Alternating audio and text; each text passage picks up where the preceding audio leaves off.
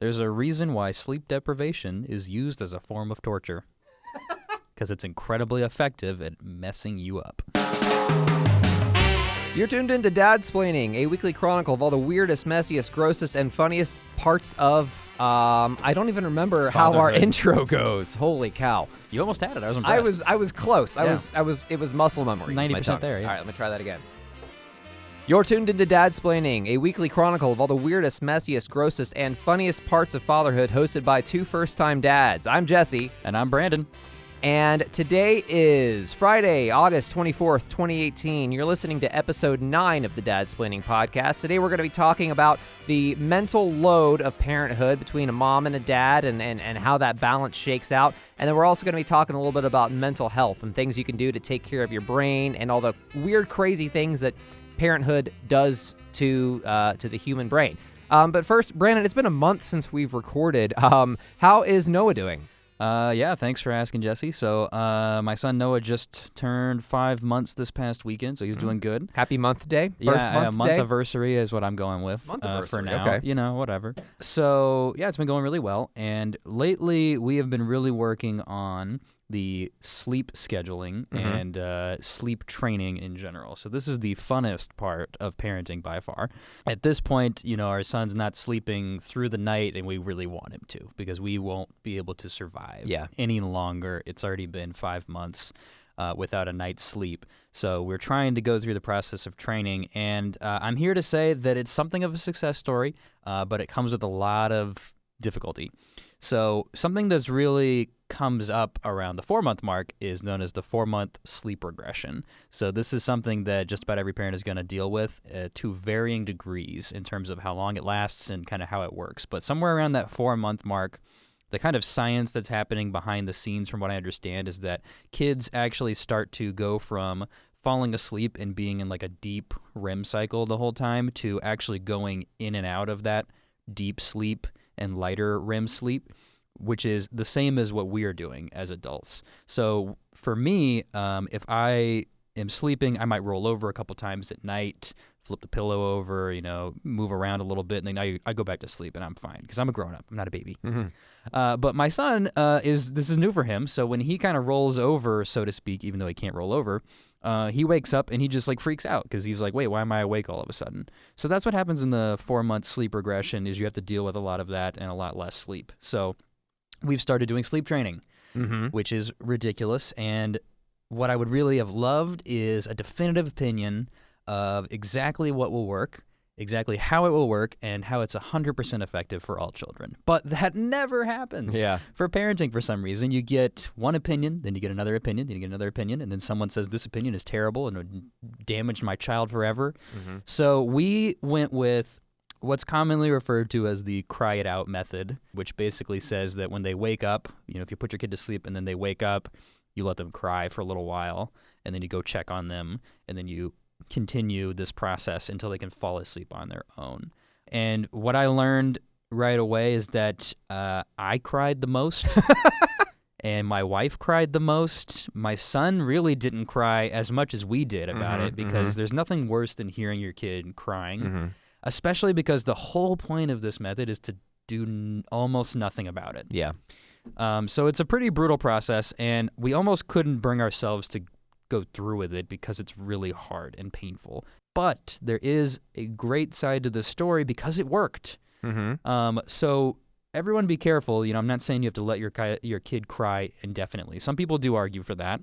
We did the like going in every now and then method, but the first night after about 2 hours of the in and out, the crying and the crying and the crying, magic happened. You know, our son found his finger. He found his thumb. He inserted the thumb in the mouth, and magic ensued, and he slept. We just started this about a week ago, and, you know, so we're only a week into it, and he's already not fully sleeping through the night, but we are the ones who are waking him up because we do feed him still during the middle of the night. So it's what I'm going to call a success story. That's awesome. So last week, we had kind of a sleep regression problem, too. It was temporary. I don't think it was as widespread as yours. But so David he'll be, 10 months old. I'm thinking in about a week, a little over a week.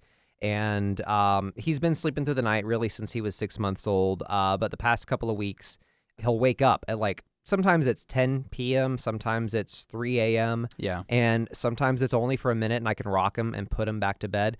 Other times, I mean, the other night we were up from 3 to 5, and luckily, or maybe it was 4 to 6, and luckily it was a weekend. So we got to sleep in. Yeah. But then as a result, you sleep in the next day and the sleep schedule's all off, and then he's up late. You know what I mean? And then it's a perpetuating cycle. For sure, because that's the problem right now. Like, if he has a tough, feed in the middle of the night and he doesn't want to go back to bed, with my son, or if he does wake up a little early, like, we have him on a schedule for the daytime as well. Yeah. So, like, it's a double whammy where we're training him to sleep through the night, but then he also has a set schedule every day. So he's up every day at 7 a.m., and he needs to maintain that schedule so he can go to bed at, 7:30.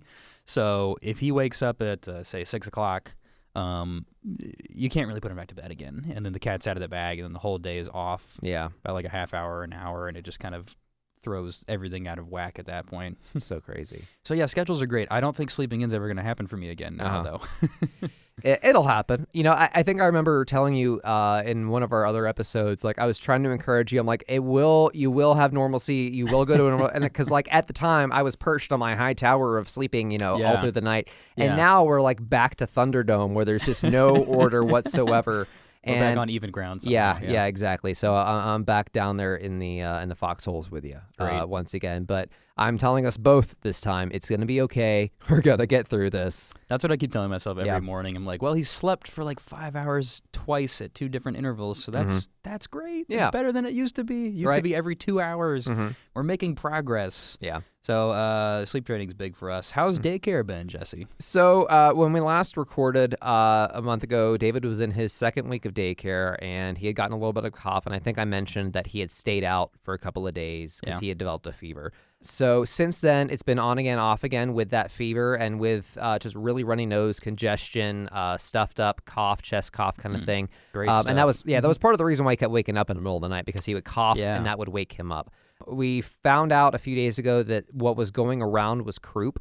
One of the kids has been out for several weeks with it. Wow. And so from what I've learned about croup, it's not necessarily like life-threatening or very critical or dangerous. It's just something that's persistent, and it in daycare, it goes around. It's like the Black Plague. And so that's what he's been in and out with. And he's back in daycare now. He's feeling great. Good. Yesterday, I stayed home just in case they were going to call him out because he had kind of the runny nose and stuff again. Gotcha. But he's doing great. And he's the past couple of nights, he's been pretty much sleeping through the night, too. Like, I was up early this morning working, and around 5 a.m., I heard him, like, cough and then fuss a little bit. And I kind of, like, froze in my tracks.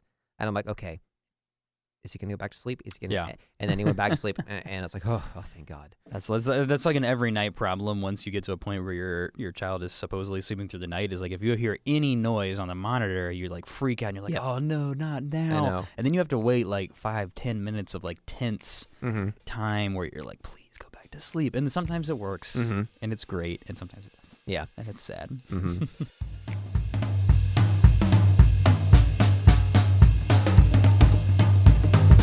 All right, so let's dig into today's subject. So a couple weeks ago, it feels like a couple weeks ago, might have been more recently, you came to me with the idea, hey, let's talk about the mental load that parents have, and it kind of expanded into, like, how do they share that, who's carrying more of it, what we as dads can do to kind of help share that mental load. And then so in the first half of the show today, we're going to talk about that, and then we're going to transition into overall mental health and well-being for parents, especially for us, for Brandon and I being first-time parents.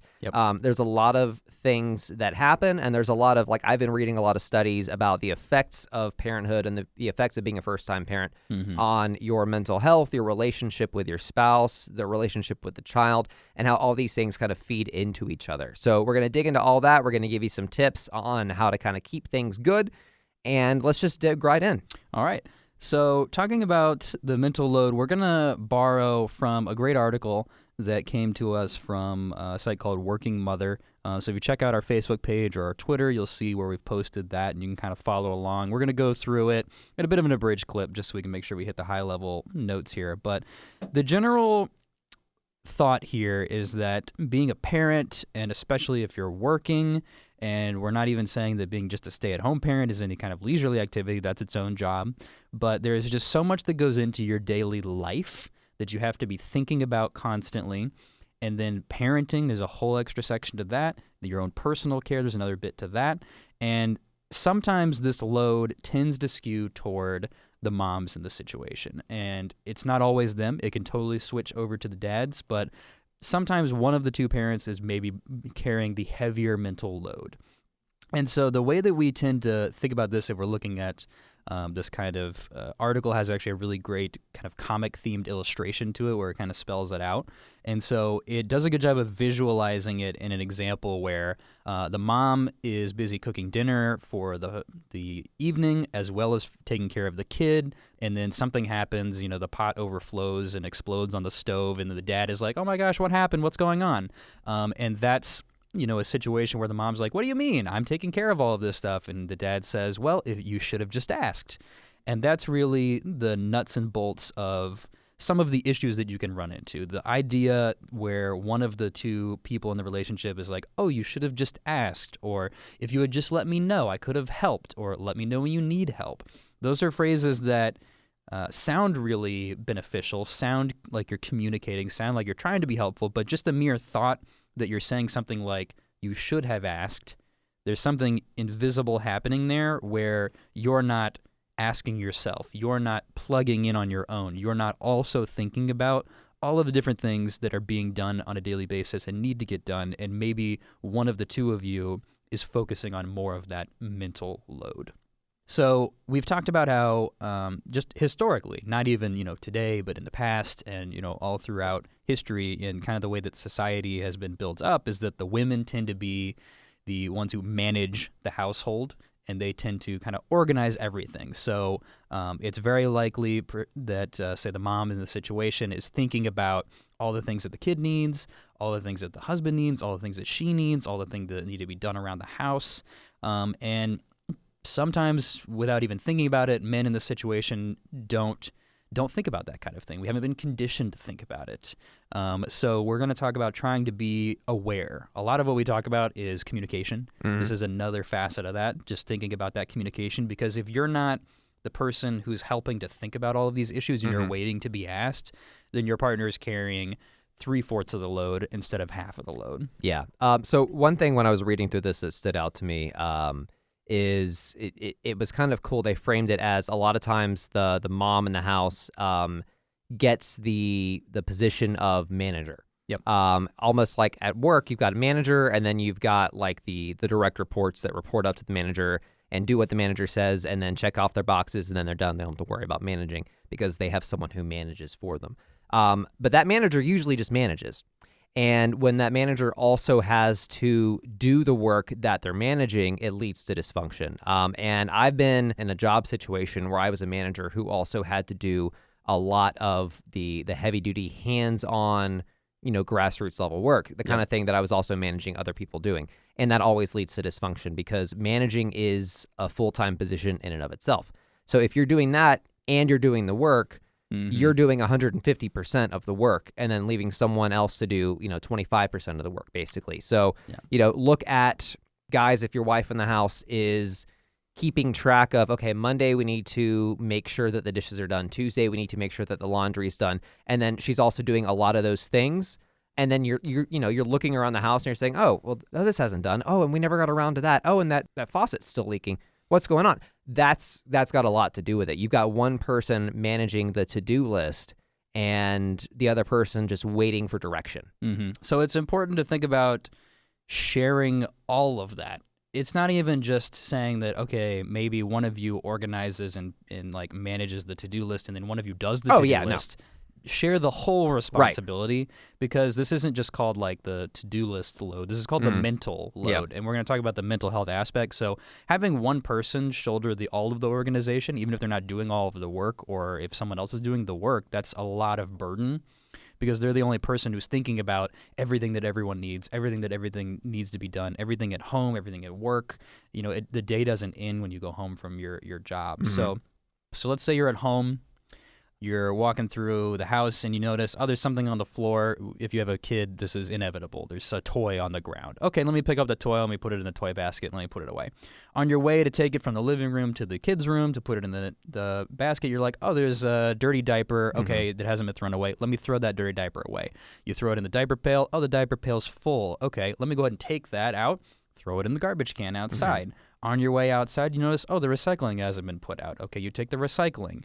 You come back inside and you notice, oh, well, there's still some dishes in the sink. Let me go ahead and take care of the dishes. So it keeps going on and on, but this is kind of a way of how you can visualize when you're walking through your house, this all exists on a daily basis, especially if you're parents, and you're maybe not even aware that when you do a task, in the middle of that task, there are opportunities for 2, 3, 4, 5 more tasks that come up along the way. So a lot of the times, it could take an hour, maybe 2 hours to finish your initial task, and on the way, someone who's carrying this mental load is doing 3, 4, 5 other things along the way. You started out with a simple goal of picking something up off the floor, and along the way, you've checked on the laundry, you've taken out the trash, you've checked on the grocery list for the rest of the day and the week, and there's so many other things that come up, and that's a kind of a burden that needs to be shared by everybody. Right, and we get this. Like, this is something that, guys, if you're trying to imagine what that's like for the mom in the house that is going through that thing, you've probably run into the situation at work where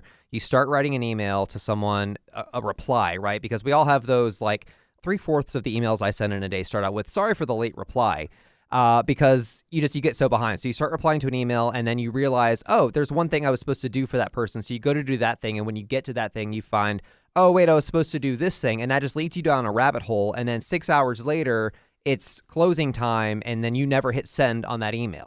So it took you 6 hours to do what should have taken 5 minutes. That same situation is going on at home. Yeah, maybe a good check is if you notice sometimes that you're being asked to do a lot of things around the house, you shouldn't have to be asked to do all of those things, maybe. Like a reminder every now and then's fine. Like, everyone's going to forget things. But it's the being asked is kind of the crux of the problem with the replies like, oh, if you just let me know, or, oh, you should have asked. So thinking ahead and trying to help with that mental burden is kind of hard. And I think the equation you're making, Jesse, to like the work lifestyle versus the home lifestyle is pretty good, because we're talking about how, in society, like, women tend to be in charge of the home, men tend to be in charge of work. Well, if men are more likely to be in managerial positions at work, you guys know what it takes more often than not to manage people. And there's a reason that you delegate things to the people that work for you. It's because you don't have the time to do that yourself. Well, unfortunately, your wife really doesn't have anyone to delegate things to unless, you've got, like, Oompa Loompas running around. Yeah, or like house. A grown-up child. But yeah, if you have a baby, you can't just delegate and be like, oh yeah, okay, my 5-month-old's gonna clean up after himself. But I mean, really, like, it's your house too. Like, you signed the deed to the house. You pay the mortgage as well. It's as much your house as it is your wife's house. Like, she shouldn't be the manager of the household, especially in this day and age where, back in the 50s, back in the Mad Men era, the man goes off to work and then the wife is the manager of the house. And I'm not saying that was better. It definitely wasn't, because women were kind of stuck there. Yep. But they didn't also have a full-time job to worry about. Like, these days, the mom has the full-time job, and then she comes home and then she has to manage. Like, that means she's working 2 jobs. Another full-time job. Yeah. Exactly. One key aspect, something that is affected by the mental load and something that can also relieve the mental load, is keeping an eye on your mental health as parents. So I was reading a bunch of studies that kind of came across my Google browser, on my way to recording the podcast today. And a common theme I found is that with parents, especially parents of young children and first-time parents, there's a lot of mental health conditions that can actually come up. And they talk about depression and anxiety and OCD, and those are not like lowercase anxiety, lowercase depression. Like, those are like, they're talking medically, like diagnosable, certifiable mental issues that can come as a result of being parents. And then those are also things that they're caused by just the new situations that you're in as parents. You're sleeping less. You've got more things to argue about with your spouse. Sexually, there's, maybe there's a shift in the dynamic there. So there's all kinds of things that are affecting your well-being. And then that leads to issues like anxiety and depression, which in turn feed more of those same problems. And, I think, Jesse, when you're talking about things like depression and anxiety, OCD, going, over the top on things because your mind's going like a million miles an hour. Something that people don't tend to think about those things, like right after you have a baby or even, weeks, months, years, early years after that. You might think of something that's way more talked about, like postpartum depression. Like you're on the lookout for that one because it's, you've heard a lot about it and you're thinking all about it, and it's like, capital P, postpartum depression, like what you're talking about. Right. I like that analogy. And so you're not on the lookout for anxiety because what's that? Like that's not diagnosable, surely. Like what is that? What am I doing with that? But, thinking about your mental health isn't just about things that you might think of as like the big things to worry about. You really need to be careful on the day-to-day mental health and personal care. Yeah, exactly. And a big part of that, and this is the topic that we've covered in previous episodes, is sleep deprivation. You're not going to get a full night's sleep as a parent for a long time, but you should really do your best to make sleep a priority. That is one area where I fail big time because I work and then I also do like independent projects of my own to kind of make some extra money. And it is really hard to find that balance, especially when you've got a kid and then you also want to squeeze in leisure time and all these things. So, I mean, lately I've been averaging 4 or 5 hours of sleep at night, and it sucks. So this is an article out of Psychology Today. It was published last year, February 25th, 2017, The Surprising Effects of Parents' Sleep Deprivation. And they talk a lot, and a lot of this stuff is common sense, but some of it really is surprising. So when you don't sleep enough, because parents don't sleep enough, it affects everything from like even how you're able to communicate happiness. It is harder for you to smile. Like you really subconsciously smile less when you don't sleep, which makes sense because, you're not happy about not getting any sleep. But you might not realize that you're walking around with like a scowl on your face all day, which if you bring that home, from a hard day's work, you're communicating with your spouse with that scowl on your face. That's going to affect your relationship between the two of you. That might even affect how you're able to connect to your kid, which in turn is just going to fuel more problems and more anxious feelings and then more sleep deprivation from that. Your voice has less positive effect. So you're less, you might be less enthusiastic when you talk about things, and, if you're having a conversation with your wife and this actually happened to me yesterday. She was telling me a story of something that happened, and then there was a part of that story that would have ordinarily really surprised me in like a positive way. She was like, oh, and then this happened. I was like, oh, okay, cool. And she was like, oh, I really thought you would have been more surprised by that. And I was like, oh, no, I really was very surprised. Didn't I communicate Didn't give that vibe off, huh? Yeah. No, she was like, no, you just kind of gave off a, Yeah, like a sky is blue kind of vibe. Yeah, Like, yeah. So I didn't even realize, because, again, I'm on 4 or 5 hours of sleep a night. I didn't realize that I'm kind of muted a little bit. Yeah, you're taking in the information, maybe, hopefully, sometimes maybe not even, but you're not putting back out anything physical, anything tangible. Exactly. Like on your face, on your voice, you're just kind of neutral.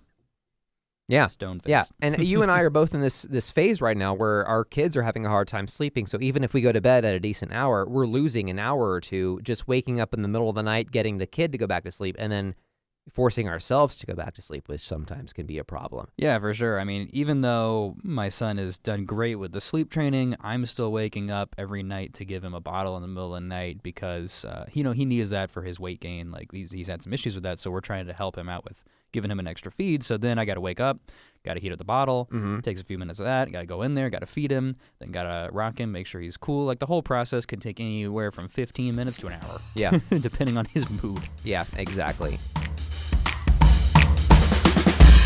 Another thing I was reading was this study. It was published back in 2014 in England, and it's called The Transition to Parenthood and Mental Health in First-Time Parents. And I'll post a link to this in the show notes because it's really interesting, and there's a lot of stuff in it, and it's written by people who are way smarter than me, so I'm going to mess up a lot of it. But the gist of it, because I've only really gotten the gist of it, is that especially in first-time parents, like I mentioned, things like depression and anxiety, and they even mention panic and post-traumatic stress disorder occur in men and women during the transition to parenthood. And they're talking about even beginning in pregnancy. Yeah. We've covered the pregnancy phase and how that affects dads. That was our very first episode. And we talked about how a lot of times it doesn't really hit us, but then emotionally some things start coming up. And, you and I even talked about feeling anxious watching movies where children were in danger. For sure. Which is something that didn't used to affect us. These are feelings that are new feelings that start cropping up when you know that you're going to have a kid, in your care. But what this is telling us, this study, is that parents are at an increased risk of a range of disorders. And what it says is there is also high comorbidity between them. And that's a word I've never read before, let alone said out loud. So I don't know. Comorbidity. Yeah, the only part of the word I know there is morbid, which... So is that like general talking about between the two of you, things are a lot more morbid in general? So that's like talking about the monotone, the lack of happiness. I think it's just saying that these things kind of, they bounce back and forth. It's a vicious cycle. It's like a loop between the two parents because both of you are maybe feeling a little less joyful, a little more down, a little more sleep deprived. Exactly. You're feeling all this stuff, and then that leads to problems, and the problems lead to more what they're quantifying as disorders. So it goes through sleep deprivation, which is a big problem, which can have negative implications for the parent-infant relationship, and that's a big part of what it focuses on is your relationship with your child. And that's something that another study I was reading is that your relationship with your kid is the strongest during the preschool phase. So not when he's in preschool, but before he goes to school. So that first maybe 4 years, because after that point, you don't see him all day. He goes off and does his own thing. He's learning things at school. And I think this isn't really what they were saying, but what I think is you get a little bit less close and they start becoming their own person. So they're no longer just that one little tiny part of you. So a lot of well-being issues don't really come up until they start getting into school. So that's when you start getting a little bit more of the conflict with the spouse, the anxiety, the fights over how do we raise them, how do we answer this question, that kind of thing, which is not to be pessimistic. I'm not saying that things are bad now and they're just going to get worse. But there's different problems that you encounter at different stages. And I think that if you don't keep an eye on those things and don't talk about them like we're talking about them today, they can sneak up on you and really kind of hamstring you. So without dwelling too much on the hard science of stuff, because I have no understanding of it, one thing that I wanted to do was offer little solutions, little unverified. This isn't something that I've put into a study somewhere. This is just something that's worked for me. And Brandon, I'm sure you've got things that have worked for you. Sample size of 1. Exactly. Take it with a shaker of salt. That can help kind of stave off a lot of those problems. And something that's worked for me and Ashley lately is no matter how hard it is, making sure you squeeze in that leisure time. David, now he's 10 months. He's still actually in a phase where we can take him out in public and he's not going to pitch a fit. He's not going to scream. Right. The past 2 nights, we've actually gone out with him in the evening right around his bedtime. Kept him up a little bit later than normal, but he goes right to sleep when we get home. First night, we went out on a coffee date, and then we went shopping at Goodwill, just finding bargains and stuff. And that was a cool little bonding time for us, and it was also a way to kind of forget all of the chores, all of the to-dos, all of the anxieties of, we haven't done this, we haven't done that, are we good parents, bad parents? We were just having fun. And then last night we went out and we got some coffee, we got some ice cream, Nice. We just kind of window shopped for a while and took him with us and pushed him around in the stroller. And, the consequence of that is you get home and then you got all those things that you put off and you still have to do them. So you stay up a little bit later. And then, of course, that fuels the sleep deprivation, which, is a vicious cycle. But that little bit of leisure, that little bit of downtime for our brains, in my experience, has really it's just helped. It's just kind of brought some balance. So you've got all the problems, but then, you've got some relaxation in there as well. And that still kind of helps you connect to not just me as dad, but me as Jesse. No, great point about trying to do something to help the situation. And it's easy to get overwhelmed because there's so many things to do. We talked about the mental load and how many things might be on that to-do list and how you need to help divvy it up. And both of you need to be worried about it and thinking about it. But don't feel like the only way you're going to be successful is if you tackle everything, you solve everything. Tackle one thing at a time. Yeah. Tackle one thing a day.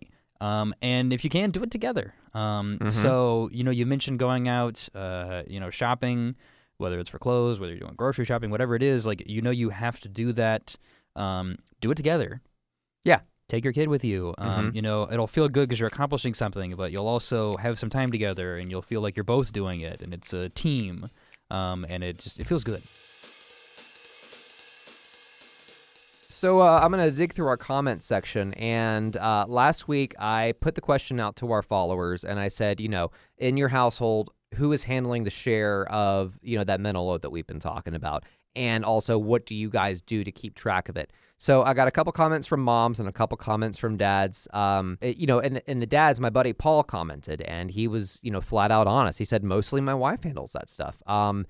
She's also very old school about it. She doesn't want to update the digital. She keeps literally a calendar on the wall of things to do.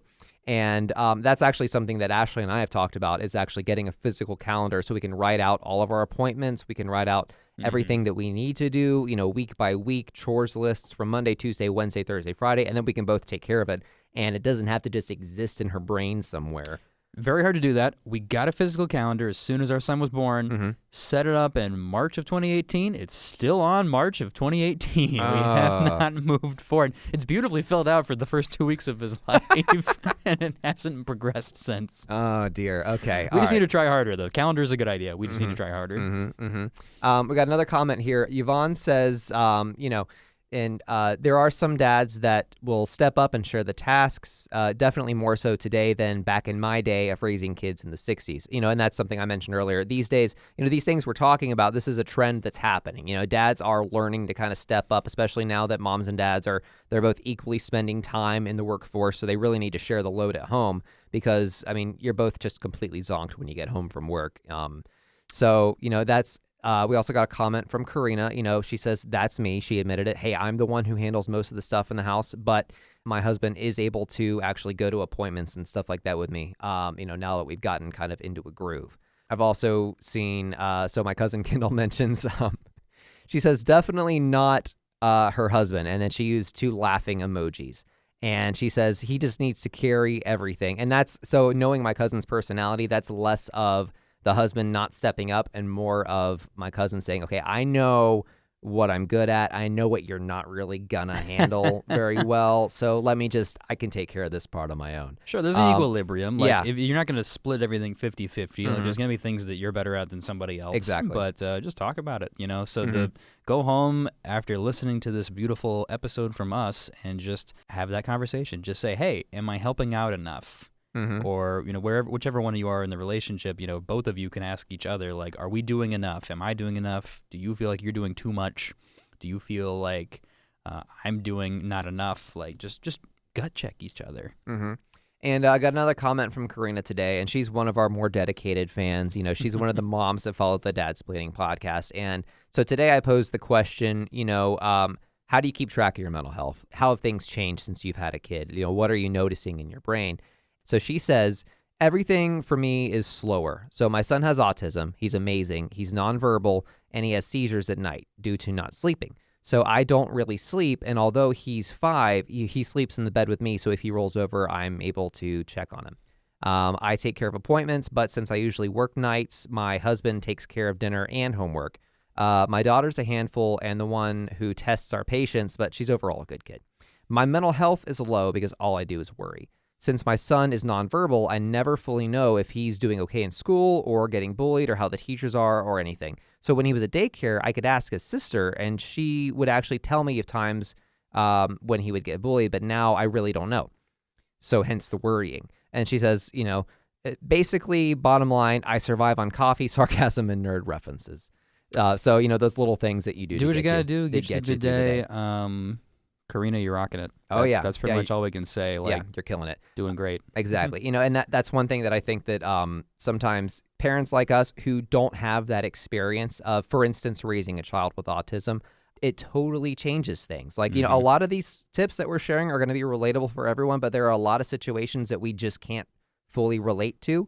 And I can't speak to, how her mental load is maybe doubled or tripled of what ours might be. So, And 2 kids, we have 1 kid each, so we're just not there yet. But we're trying, folks. We're trying. Not to have more kids. You're no. No, that was an announcement for a second there. No.